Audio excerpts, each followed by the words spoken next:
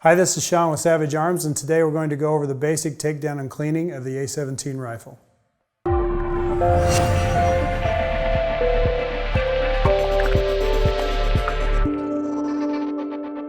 To begin with, we want to follow all safety protocols.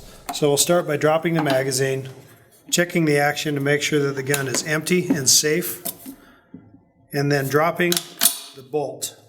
Now, it's really important at this point that the gun be placed on safe and that you do not pull the trigger.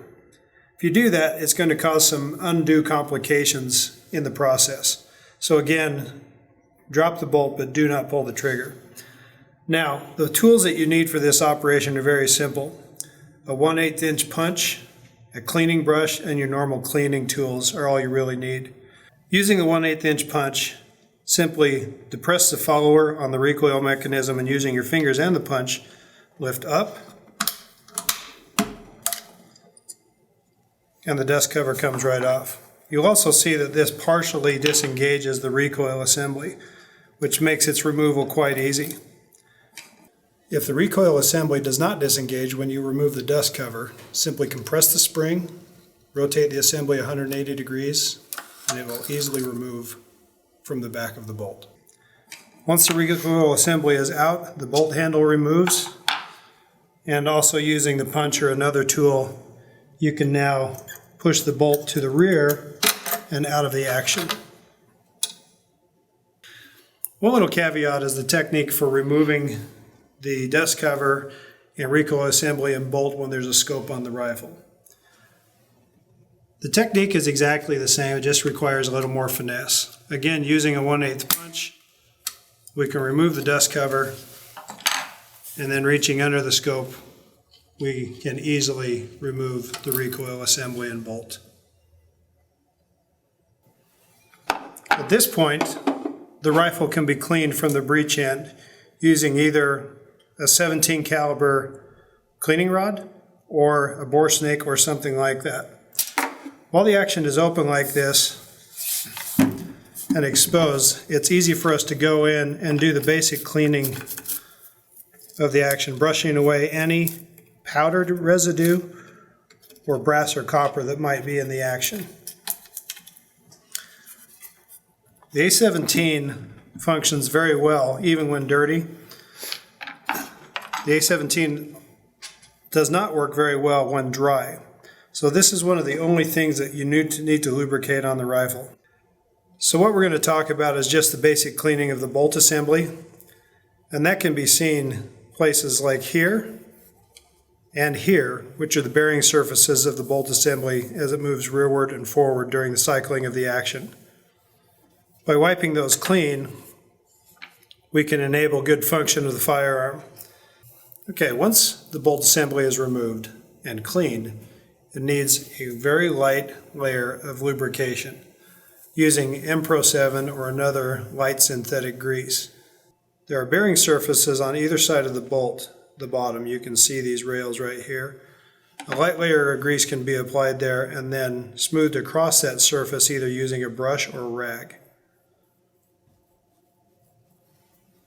In this case, less is always more. In addition to that, there's one engagement point within the action that requires some lubrication. Inside the magazine, you can see that little indent in the top of the action. That is where the bolt engages with the action upon lockup. Using a brush, apply a little bit of grease to that engagement point, and you are good to go. Okay, now that the mechanism is clean and we've lubricated the appropriate parts, we're ready to reassemble. This is super easy. Bolt mechanism slides forward. The handle goes on. Remember that our recoil spring is the keeper for that handle. So holding that with one hand, slide the bolt rearward and insert the recoil mechanism. Now you'll see here that the recoil spring needs to rotate 180 degrees into the 6 o'clock position to lock in place. So once we do that, we let it slide to the rear, and it's exactly where it needs to be. Okay, reinstalling the dust cover requires a little bit of technique to do properly. It has to be done not directly from above and not directly from behind because of interference with various parts of the action. So, installing it part way, we get a partial compression of the recoil assembly and then we just simply pop it into place. Now you'll know that this is done correctly when it's mounted flush with the rear of the receiver and the gray dot from the recoil assembly is protruding from this hole. Once your assembly is complete, it's very easy to check by simply cycling the action.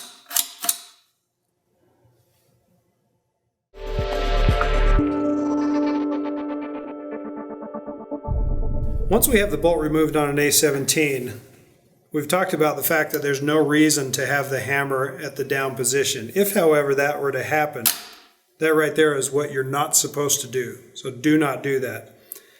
If we make the mistake of dropping the hammer, then we have to further disassemble the mechanism in order to reassemble with the hammer cocked. This is accomplished using a 5/32 inch driver, and the action screws on this particular rifle are opposed to one another. So one is on the top, and the other is on the bottom of the action.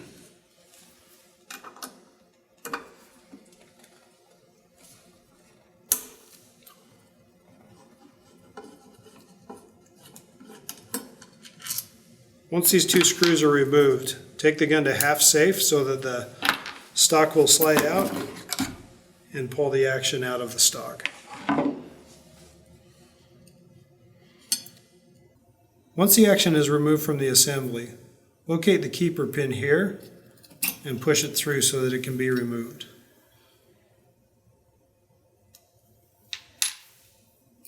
Once you've done that, the entire assembly will come free of the action. Once the trigger group is dropped out of the action, the hammer can be recocked simply, and now we're ready to reassemble the action. Okay, the trigger group slides easily back into the receiver, and the pin can be reinserted from either side.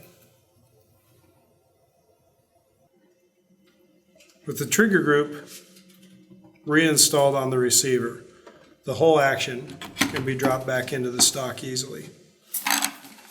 Now, this is much easier to do without a scope on the rifle. If there is a scope on the rifle, this screw that I'm working on right now needs to be done with an L-shaped driver, which increases the amount of time required for reassembly dramatically. There is a torque specification on these action screws, and it is 40 inch-pounds. So if possible, using a torque driver set to 40 inch-pounds, reassemble the action to that specification. Once the action is completely reassembled, cleaned, and lubricated, we're ready to go shooting again.